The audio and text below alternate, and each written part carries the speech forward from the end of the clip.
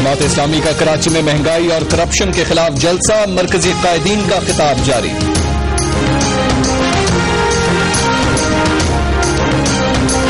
جماعت اسلامی کا کراچی میں مہنگائی اور کرپشن کے خلاف جلسہ اس وقت جاری ہے۔ امیر جماعت اسلامی منور حسن اس وقت جلسے سے خطاب کر رہے ہیں۔ تاریخ کی ایک لہر اٹھی ہے، عوام اپنے تجربے سے سیکھ چکے ہیں، عوام بڑے پیمانے پر اس بات کو جان چکے ہیں۔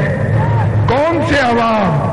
وہ جو فرزندان توحید ہیں، وہ جو شمع رسالت کے پروانے ہیں، وہ جو اللہ اور اس کے رسول کے دیوانے ہیں، وہ جو قال اللہ اور قال رسول کے صدا لگانے والے ہیں، وہ جو ممبر و محراب سے وابستہ ہیں، وہ جو گنبد و مینار سے وابستہ ہیں، وہ جو کالی کملی والے پر کلمہ پڑھتے ہیں، وہ جو اس پر درود و سلام بھیجتے ہیں۔ 18 کروڑ عوام اپنے مستقبل کو سنوارنے کے لیے، اپنی بگڑی کو بنانے کے لیے، اپنے حالات کو سدھارنے کے لیے، اپنے بچوں کو روشن مستقبل دینے کے لیے ان تمام لوگوں سے نجات چاہتے ہیں۔ جب تک زرداری کی لانی برسر اقتدار رہیں گے، جب تک مسلم لیگیوں کے نام پر لوگ برسر اقتدار رہیں گے، حالات بگڑتے چلے جائیں گے۔ لوگوں نے تجربہ کیا ہے، حالات کا مشاہدہ کیا ہے کہ یہ تمام لوگ جو برسر اقتدار آج ہے اور کل تھے، یہ سب اقتدار والے مہنگائی میں اضافہ کرتے ہیں، چور بازاری کا عنوان سجاتے ہیں، دولت لوٹ کر بیرونی بینکوں میں بھیجتے ہیں۔ اس لیے آج اگر مہنگائی ہے، زرداری اور مہنگائی لازم و ملزوم ہے۔ زرداری ہوگا تو مہنگائی ہوگی، گیلانی ہوگا تو بے روزگاری ہوگی۔ انہی کو 3-3.5 سال تک نواز شریف سپورٹ کرتے رہے، اور زرداری صاحب کے جتنے بھلے کام ہیں یا جتنے برے کام ہیں، میاں نواز شریف برابر کے شریک ہیں۔ ایصال ثواب ان کو بھی پہنچے گا، اس لیے کہ انہوں نے اس حکومت کو سہارا دیا۔ زرداری کے پاس اکثریت نہیں تھی، آج بھی نہیں ہے۔ اگر اس حکومت کو سہارا دیا، اگر اس حکومت کی پشتیبانی کی، اگر عوام دشمن فیصلوں کو آگے کی جانب بڑھایا، تو میاں نواز شریف اس جرم اور گناہ سے اپنے آپ کو نہیں بچا سکتے۔ یہ سارے ایک طرح کے لوگ ہیں، یہ ایک ہی تھیلی کے چٹے بٹے ہیں، یہ ایک ہی فریکوینسی پر قیادت اور اقتدار کے حامی ہیں۔ اس لیے عوام اس راز کو پا گئے ہیں۔ میں آپ کو مبارکباد پیش کرتا ہوں۔ پورے ملک کے اندر جہاں جہاں ہم گئے ہیں، آپ نے بڑی تعداد میں تبدیلی کا عنوان سجایا ہے، اور تبدیلی کے ساتھ یہ لائحہ لگایا ہے کہ ہم اسلامی تبدیلی چاہتے ہیں۔ میرے دوستوں اور بھائیوں، مذہبی لوگوں کے بارے میں ان گنت قسم کے پروپیگنڈے کیے جاتے ہیں۔ ہمارے حالات کے اندر شریعت کے نفاذ کے بارے میں نت نئے حوالے، منفی حوالے دیے جاتے ہیں۔ لیکن میں یہ بات کہنا چاہتا ہوں، اس ملک کی قسمت اگر بدلے گی تو داڑھی والے قسمت بدلیں گے، حجاب والی عورتیں قسمت بدلیں گی، مسجدوں کی طرف جانے والے قسمت بدلیں گے۔ عدل و انصاف کی میزان، ظلم کے نشان کو مٹانے والے، عدل و انصاف کی میزان نصب کرنے والے وہی لوگ ہوں گے جن کے خلاف امریکہ اور نیٹو کی فوجیں نبردآزما ہیں۔ میں اپنی فوج کے سپہ سالار سے کہتا ہوں، جس طرح امریکہ نے اور نیٹو نے افغانستان میں طالبان سے مذاکرات شروع کیے ہیں، مذاکرات کی میز بچھائی ہے، جس طریقے سے انہوں نے گوانتانامو بے سے طالبان کے لوگوں کو رہا کرنے کا عندیہ دیا ہے، امریکہ شکست کھا چکا ہے، امریکہ ہزیمت سے دوچار ہو چکا ہے، امریکہ الٹے پیروں واشنگٹن کی طرف لوٹ چکا ہے۔ میں اپنے سپہ سالار سے، آرمی کے چیف سے یہ بات کہتا ہوں کہ جب امریکہ طالبان سے مذاکرات کر رہا ہے، تمہیں بھی طالبان سے مذاکرات کرنے چاہیے، ڈائیلاگ کی سیاست کرنی چاہیے، مذاکرات کی میز بچھانی چاہیے، اور پاکستان کی فوج کو بڑے پیمانے پر یہ اعلان کرنا چاہیے،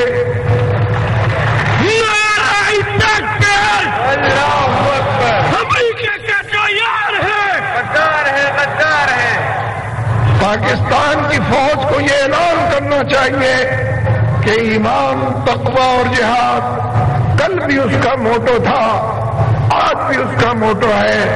ایمان، تقوی اور جہاد کے نتیجے میں طالبان کے جذبہ جہاد، افغانوں کے شوق شہادت کے نتیجے میں امریکہ کو شکست سے دوچار ہونا پڑا ہے۔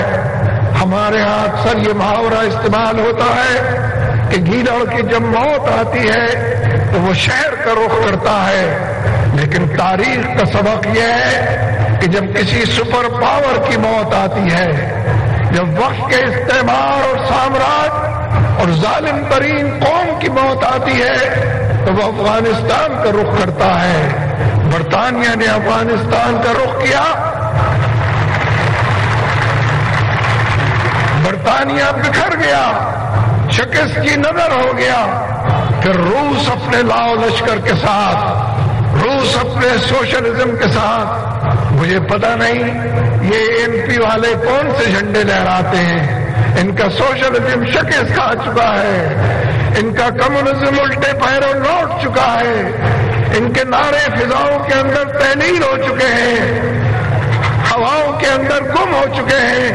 کوئی سوشلزم آج زندہ نہیں ہے، کوئی کمیونزم اپنا پیغام دینے کے لیے، فلسفہ بگارنے اور نعرے لگانے کے لیے موجود نہیں ہے۔ اور اب کیزن کی باری ہے اسی سرمایہ دارانہ نظام کی جس سے کل ایم پی والے روس سے روبلز لیا کرتے تھے، آج امریکہ سے ڈالر وصول کر رہے ہیں۔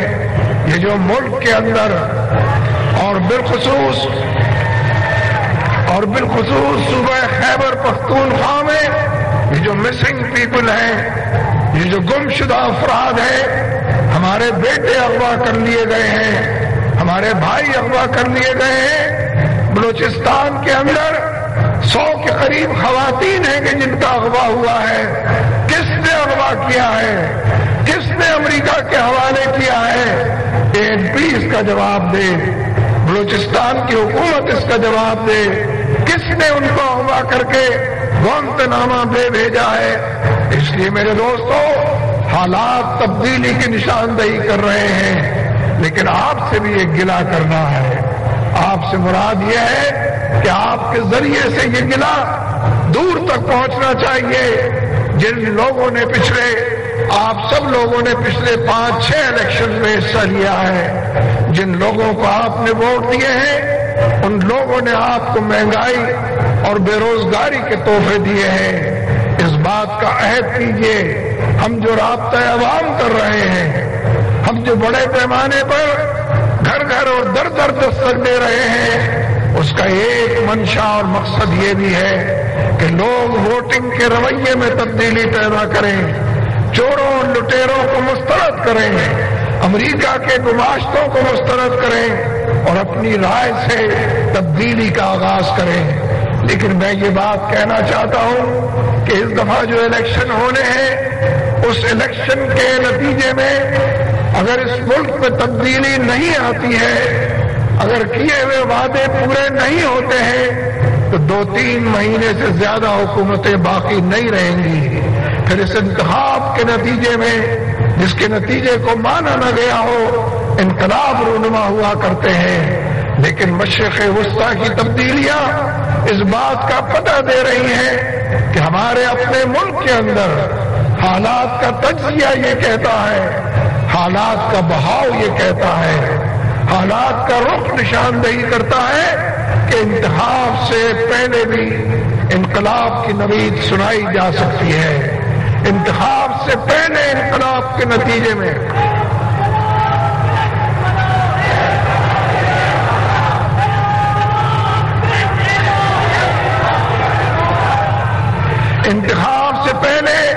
انقلاب کے نتیجے میں پھر انتخاب بھی کسی قاعدے ضابطے کے پابند ٹھہریں گے۔ ہم یہ سمجھتے ہیں کہ آپ کو انقلاب کی تیاری کرنی چاہیے، آپ کو انتخاب کی بھی تیاری کرنی چاہیے، अपनी सफ़ों को मुनज़्ज़म और दुरुस्त रखने की कोशिश करनी चाहिए। लेकिन मैं अमेरिका के हवाले से ये बात कहता हूँ, जमात इस्लामी ने इस मुल्क के अंदर गो अमेरिका गो तहरीक शुरू की हुई है। अमेरिकी गुलामी नामंजूरी का ऐलान किया हुआ है। हम अमेरिका की मुदाखलत को मुस्तरद करते हैं, इसलिए कि हमारा सबसे बड़ा मसला इस वक्त यही है कि अमेरिका की मुदाखलत के नतीजे में हालात की खराबी और अमेरिकी गुलामी के नतीजे में तमाम पॉलिसियां अमेरिका की दस्ते नगर बनी हुई हैं। लिहाजा एक ऐसे मंजरनामे में हम दूर तक ये बात पहुंचाना चाहते हैं कि जो सलाला पर और हमारी चेक पोस्ट पर अमेरिकियों ने और नेटो ने हमला किया था, हमारे 24 जवानों को शहीद किया था, ये पहला हमला नहीं था। इससे पहले वो मेहरान बेस पर हमला कर चुके थे। उससे पहले वो एबटाबाद के हमला करने के नतीजे में उसके मुलव्विस हो चुके थे। GHQ पर भी हमला, ये भारत की रॉ एजेंसी है, ये अमेरिका की CIA है, ये रेमंड डेविस जैसे लोग और CIA के पालतू लोग हैं कि जो इस मुल्क को गैर मुस्तहकम कर रहे हैं, जो बड़े पैमाने पर हमारे मुल्क के अंदर साजिशों में मसरूफ है।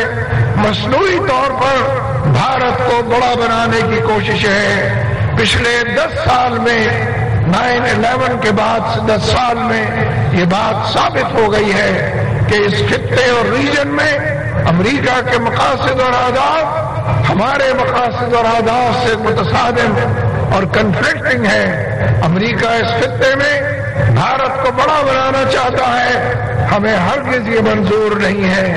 MFN का दर्जा देना चाहता है, हम इससे बिल्कुल इनकारी हैं। अमेरिका इस रीजन के अंदर चीन के कदकाठ को कम करना चाहता है। हम चीन को अपना दोस्त और मुखलिस दोस्त समझते हैं, हम हरगिज़ इस तरफ नहीं जाएंगे। अमेरिका ईरान के डोर स्टेप्स तक दरो दरवाजे तक पहुंचना चाहता है और ईरान को गीदड़ भपकियां देकर, धमकियां देकर उसको कमजोर करना चाहता है। हम ये बात हरगिज़ नहीं होने देंगे। अमीर जमात इस्लामी मुनव्वर हसन इस वक्त जमात इस्लामी के जलसे से खिताब कर रहे थे। हुकूमत पर उन्होंने सख्त तनकीद की, इसके साथ साथ अमेरिका को भी अपनी तनकीद का निशाना बनाया। उनका कहना था कि जब तक सदर आसिफ अली जरदारी और वजीर आजम यूसुफ रजा गिलानी इक्तदार में है, तब तक हालात ठीक नहीं हो सकते।